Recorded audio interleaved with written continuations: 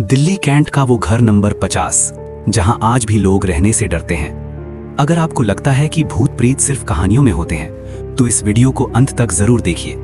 ये कोई कल्पना नहीं, ये कोई फिल्मी कहानी नहीं, ये भारत की राजधानी दिल्ली के बीचों बीच स्थित एक ऐसा घर है जहां आज भी पुलिस रात में रुकने से मना कर देती है।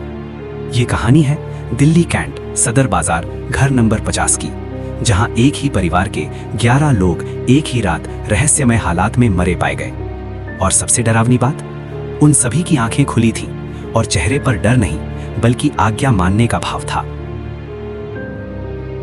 एक आम सा घर, दिल्ली कैंट का सदर बाजार, चारों ओर चहल पहल, सेना की गाड़ियां, दुकानों की रौनक और उन्हीं सबके बीच एक साधारण सा दिखने वाला मकान घर नंबर 50। इस घर में रहता था चुंडावत परिवार बड़ा था, 3 पीढ़ियां एक साथ, दादा दादी, बेटे, बहुएं और बच्चे। लोग उन्हें धार्मिक मानते थे, हर त्योहार पर पूजा, हर दिन नियम, हर काम अनुशासन में। पर किसी को अंदाजा नहीं था कि इस घर के अंदर एक और ही दुनिया चल रही है। परिवार का मुखिया और उसकी मौत। इस परिवार के मुखिया थे ललित चुंडावत के पिता। वे धार्मिक थे, कठोर अनुशासन में विश्वास रखते थे। साल 2007 में उनकी अचानक मृत्यु हो गई, पर परिवार ने कभी उन्हें सच में मरा हुआ नहीं माना। कुछ समय बाद ललित ने दावा किया कि उस पर उसके पिता की आत्मा आती है और वही आत्मा अब पूरे परिवार को निर्देश देती है। धीरे धीरे घर के सारे फैसले पिता की आत्मा लेने लगी। रहस्यमय डायरी। घर से पुलिस को 11 रजिस्टर डायरियां मिली।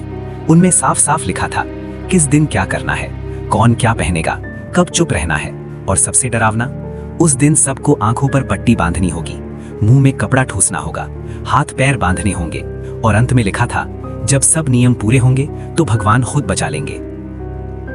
30 जून 2018 वो रात। 30 जून 2018 की रात पूरा परिवार बिल्कुल सामान्य था। खाना बना, बातें हुई, बच्चे सोए। फिर रात करीब 1 बजे डायरी के अनुसार अंतिम अनुष्ठान शुरू हुआ। 11 लोग, आंखों पर पट्टी, मुंह में कपड़ा, हाथ पैर बंधे हुए। 10 लोग छत की ग्रिल से लटके, एक बुजुर्ग महिला दूसरे कमरे में मृत।